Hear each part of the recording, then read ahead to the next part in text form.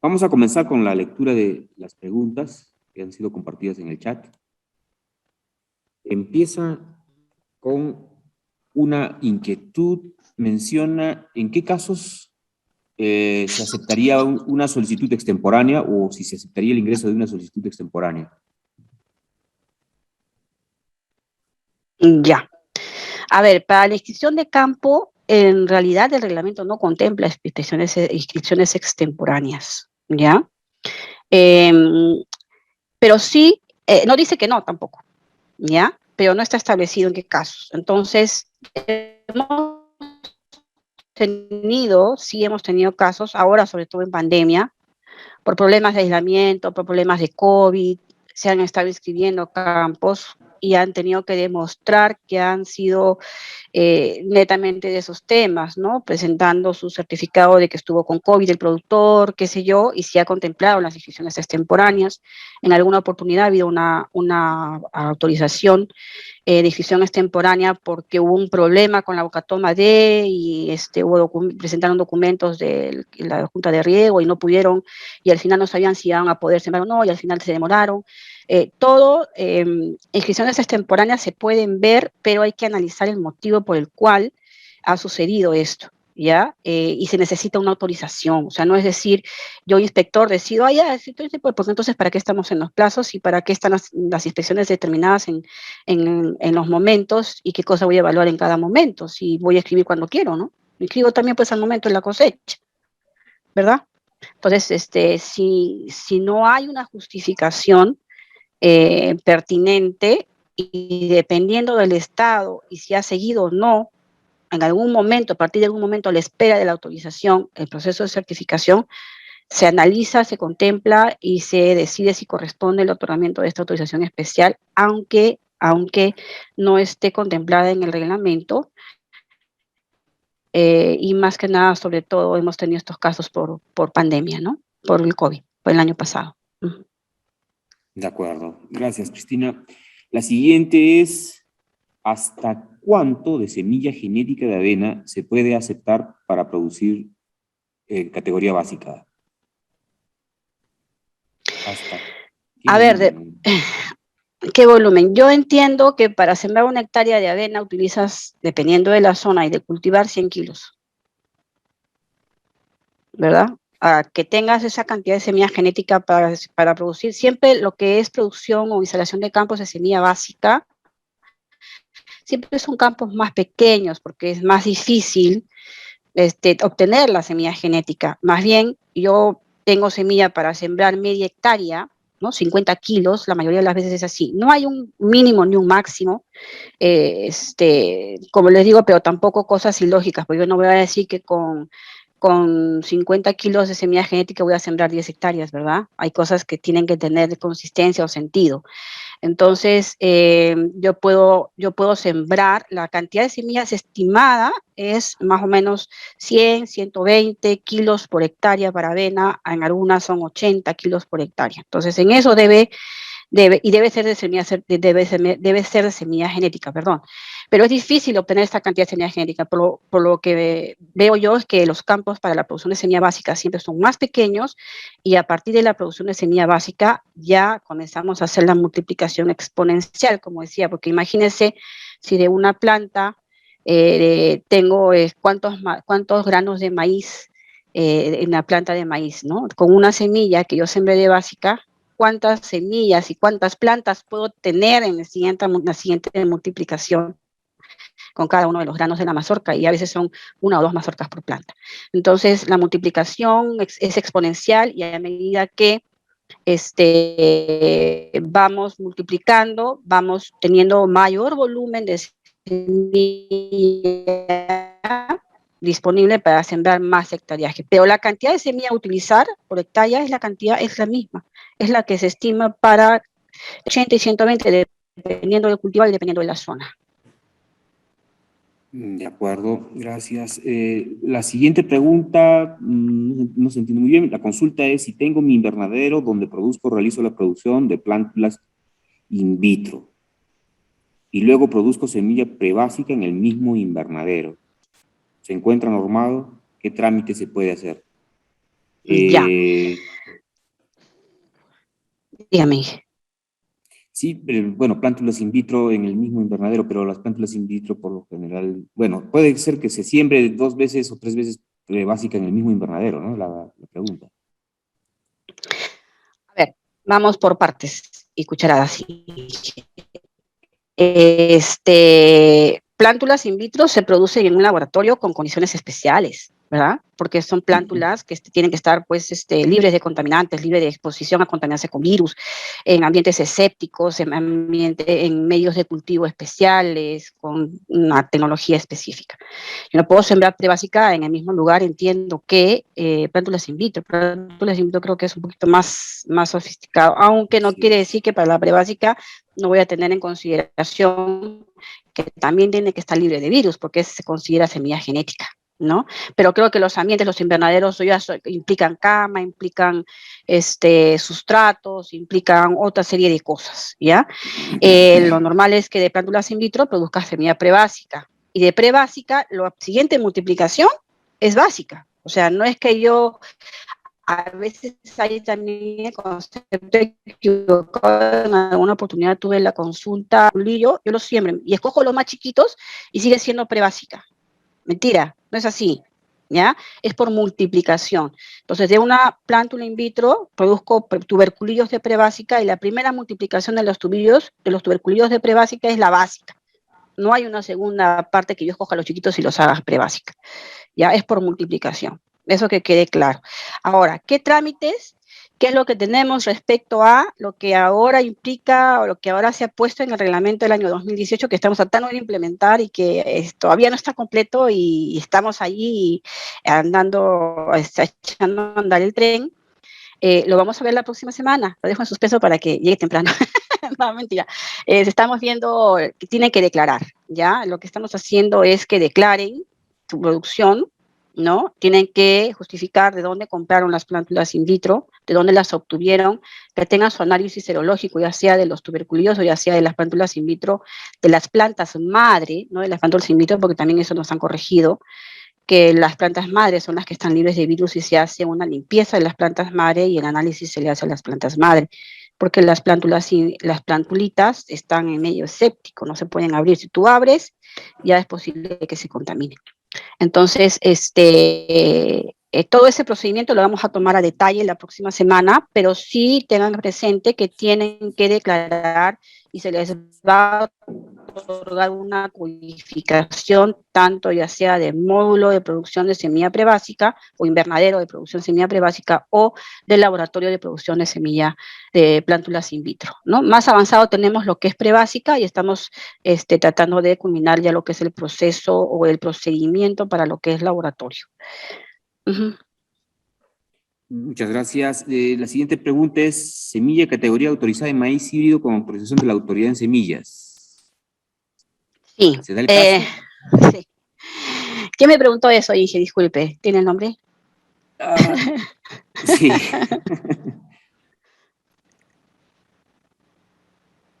Bueno, voy dando respuesta, y dije, pues, simple curiosidad nomás. Sí, el caso de la semilla híbrida es un caso especial para maíz, ¿no? Híbrida producida aquí, en el país, ¿ya? Porque ya hemos hablado en la mañana sobre importación de cultivares híbridos de arroz que entran como no certificada, y es un problema porque no es una clase que está admitida, etcétera, ¿ya? Y también tenemos el mismo problema para algodón, porque la no certificada es una clase no admitida. Estamos hablando de híbridos producidos aquí en el país, que llevan el proceso de certificación, ¿sí? Durante muchos años, y les digo, desde que la autoridad de semillas estaba en la subdirección de certificación de semillas del Ministerio de Agricultura, antes de que pase a inicios al SENASA y después al INIA y después regrese al SENASA, la producción de híbridos se consideró de la categoría autorizada por el simple hecho de que, como los parentales, miren, los parentales eran top secret, ¿no? Eran, saben, pues los investigadores, los que obtienen los híbridos lo tienen muy, muy en secreto. No se tenía los descriptores varietales de los parentales, y por ende no podía. Entonces, ¿qué dijeron? Como no tenemos esa información, que se produzca y vaya a semilla de la categoría autorizada. Hemos visto que la definición de autorizada es que no tiene la procedencia de la semilla, pero en realidad eso no está bien y eso se va a cambiar, ¿ya? No está bien. ¿Por qué?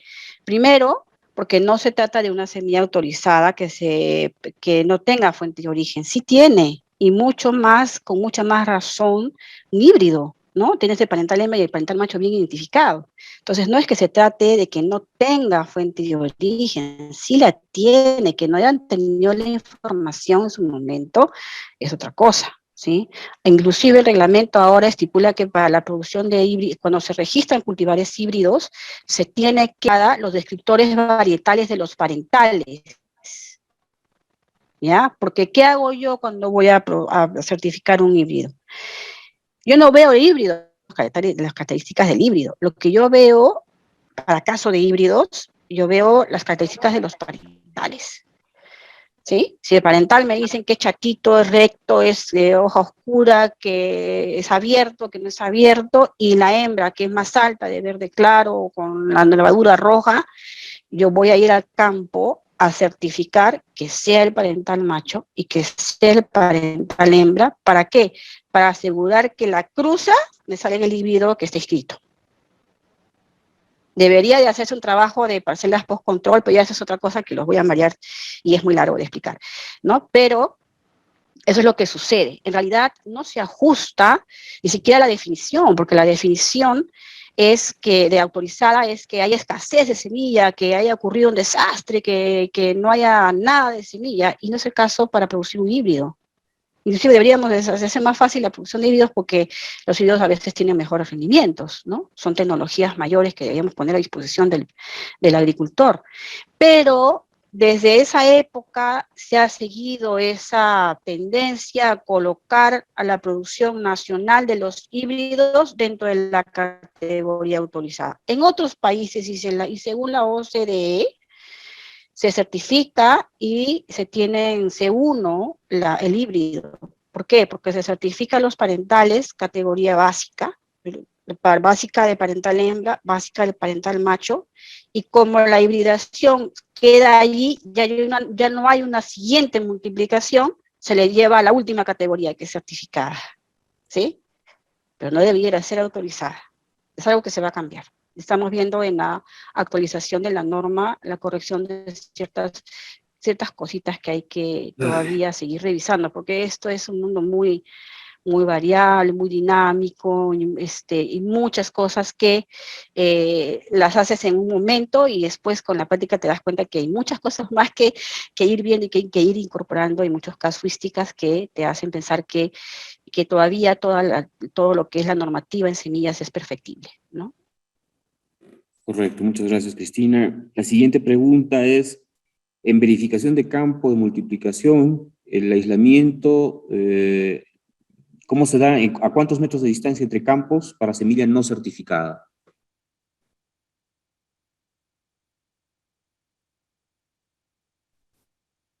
Para que se dé... Para semilla no certificada debiéramos seguir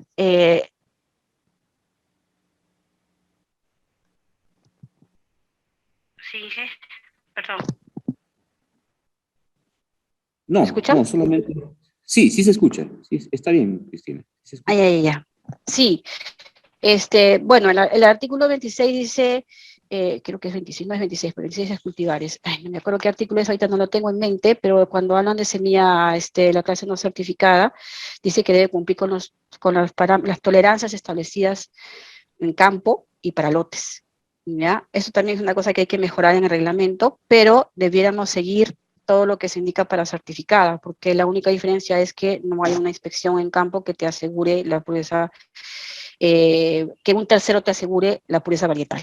Esa es la única diferencia en la producción de semilla no certificada. Por eso que es muy importante para no certificada la acreditación de la fuente de origen, porque como me aseguro yo, si no lo voy a ver en campo, a través de una inspección o de un organismo certificador, que ese es cultivar. Puede cumplir, a veces la calidad genética o la pureza varietal o pureza genética, mejor dicho, es muy difícil y casi no se hace según tengo entendido, una publicación de la FAO en laboratorio, ¿no? Es muy difícil porque hay muy pocas diferencias entre semilla y semilla para poder distinguir un cultivar de otro, ¿no? Entonces se hace en campo, ¿sí? Entonces, en este caso, en la no certificada, que fue tema de la mañana, eso es lo que yo les podría indicar, ¿no? Que se tendría que respetar los distanciamientos que se tiene para la certificada, porque igual que se tiene para los parámetros de calidad en laboratorio, también dice que hay que respetar lo que se dice, lo que se tiene para campo, en campo. De acuerdo.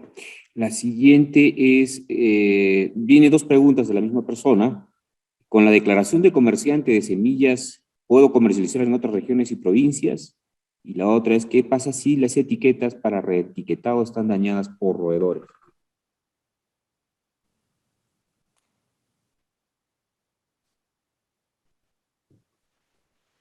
A ver, le llegué a escuchar la primera pregunta nomás, Inge. Creo que mi internet está... Ah, La con la primera, declaración de... Sí, con la sí, declaración de comerciante de semillas, ¿se puede comercializar en otras regiones y provincias?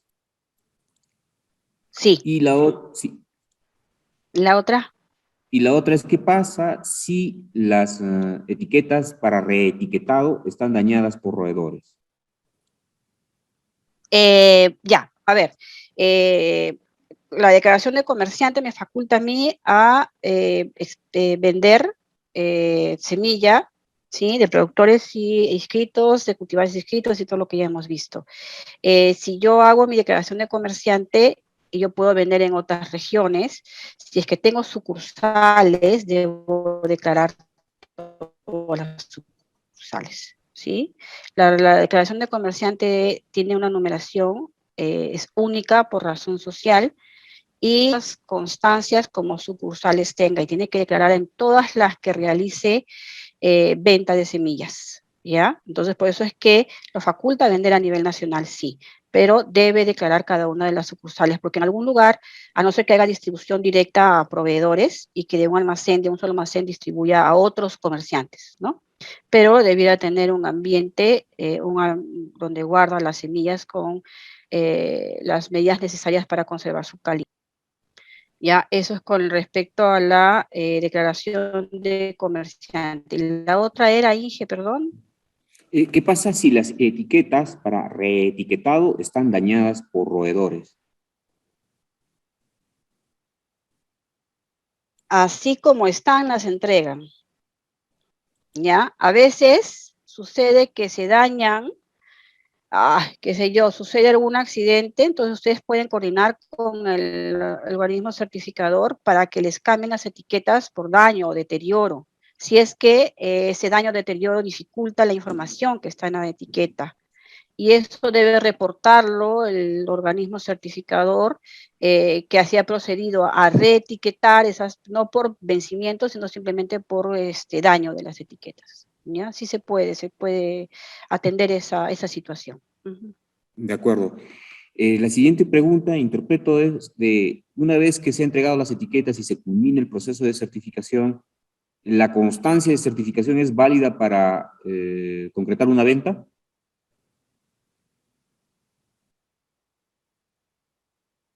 Su pregunta estaba La redactada en la constancia de siguiente forma. certificación, a ver, otra vez dije que mi no está.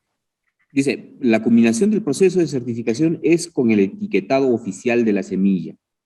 ¿Por qué SENASA emite una constancia de certificación que podría confundir al usuario como un documento válido para venta como semilla?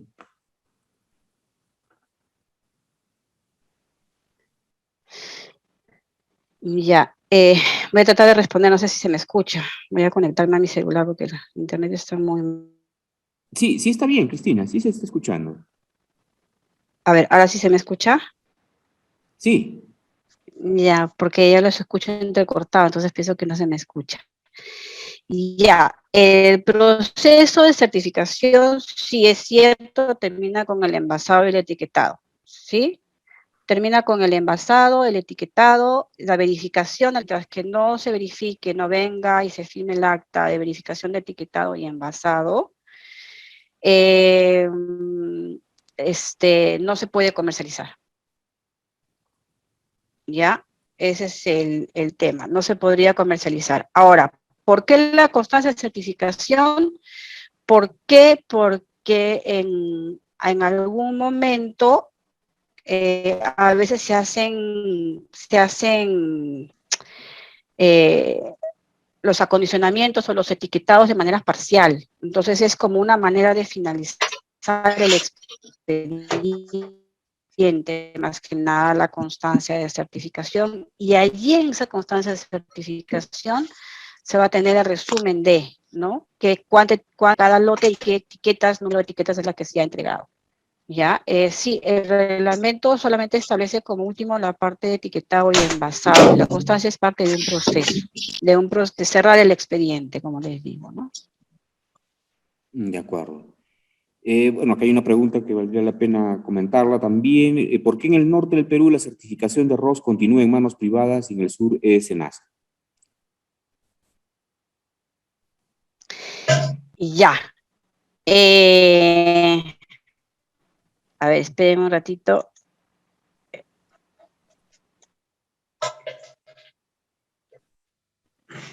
Me estoy conectando a mi teléfono, ya, porque a veces yo no llego a escuchar la pregunta que se entrecorta. Entonces, no es posible conectarse a la red. Bueno, Bueno, la respuesta es ¿por qué está en manos de SENASA? Porque el organismo certificador que fue delegado en Arequipa, se le canceló la delegación por un problema que hubo de arroz rojo y por infracciones e incumplimientos al proceso y responsabilidades como organismo certificador, al igual que CODESE Lambayeque, ambos organismos certificadores, se les canceló la delegación. Entonces, al no haber un organismo privado interesado en brindar el servicio hasta el momento, bueno, hay una solicitud de un organismo para ampliar ámbito, pero todavía no se ha resuelto, y mientras que no haya organismo certificador, no podemos dejar de atender a los productores que necesitan o que requieren certificar o que quieren producir o certificar semilla.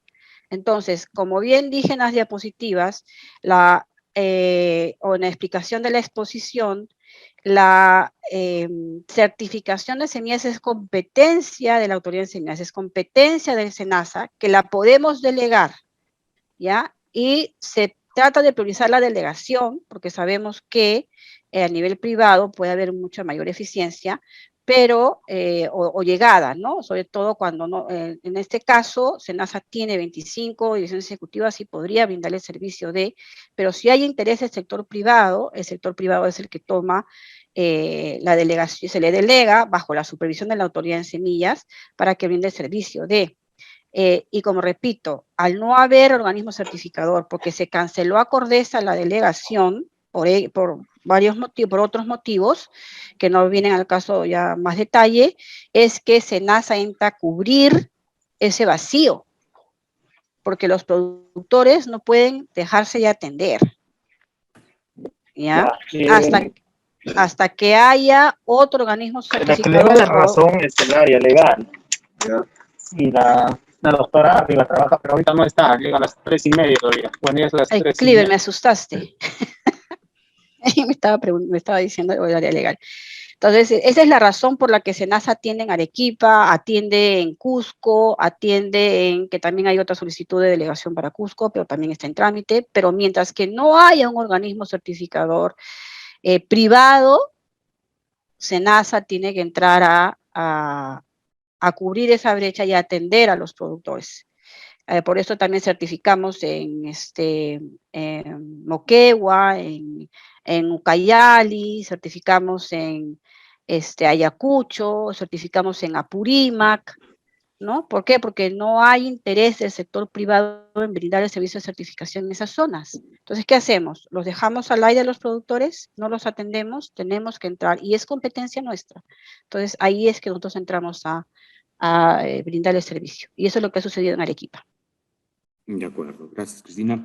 La siguiente pregunta, si se pasase el plazo de inscripción para semilla certificada, ¿podría inscribirse como semilla no certificada? No, porque para semilla no certificada también hay un plazo para declarar el campo. De ¿Sí? acuerdo. Para no certificada hay 15 días de sembrado el campo, indistintamente, no te dice, dependiendo de cada especie, como si en el de certificación está para cada especie, grupo de especies, un determinado plazo. Para no certificada te indica que solamente tiene 15 días después de sembrado para poder declarar. Si se te pasa el plazo de los 15 días, tampoco puedes declarar. Está por reglamento. De acuerdo. Y la última pregunta, bueno, creo que ya la respondiste, pero dice, si ya el SENASA dio el certificado de proceso de certificación, ¿cuál es el siguiente paso? No, si ya terminó el proceso de certificación, SENASA entregó etiquetas, SENASA verificó que las etiquetas, que los envases en los que están definitivos son los adecuados y que están las etiquetas, tanto de productor como de organismo certificador cocidas, ya el productor puede iniciar la comercialización de la semilla. Ahí culmina el proceso de certificación. Si después de meses que no se vendió la semilla y ya la etiqueta tiene una vigencia de 9 meses, o en papa, por ejemplo, que son 3 meses, o en maíz creo que son 9 meses, en quinoa 12 meses, se vence, ya hay que hacer un proceso de reetiquetado. Pero ya a partir de que culmina el proceso de certificación con el envasado etiquetado y la verificación, porque tenemos mucho problema de productores que se les entrega la etiqueta y quedas al día siguiente en ir o a los 2 días en ir a ver que estén cocidas y ya las distribuyeron, ¿no? Y no hemos visto las etiquetas cocidas. Entonces es motivo de rechazo también. Hay que verificar, hay que hacer ese procedimiento, está por reglamento. ¿Ya? Entonces, una vez que ya se verifica, se firma el acta de verificación de etiquetado envasado, no hay ninguna observación, el productor se le entrega lo antes posible la constancia de certificación y el productor puede ya iniciar la comercialización de su semilla. De acuerdo, Cristina, creo que esta ya es la última. En los certificadores privados, ¿quién supervisa los precios? Nadie. Es así, es Privado. libre oferta y demanda, porque eso es privado, como le digo, así como hay en el mercado no hay control de precios, igual, ¿no? Cada organismo certificador maneja su tarifario, sus costos y sus maneras de cobranza durante el proceso de certificación. Nosotros nosotros por lo que velamos es porque el proceso se haga como está establecido en la norma para asegurar, ¿no?, que la pureza genética o varietal, para asegurar la calidad física, fisiológica y sanitaria de la semilla. Más no nos introducimos en temas ya netamente privados como son costo de semillas o tarifas por brindar el servicio de certificación, ni nada de eso. Eso sí ya pertenece, no está regulado.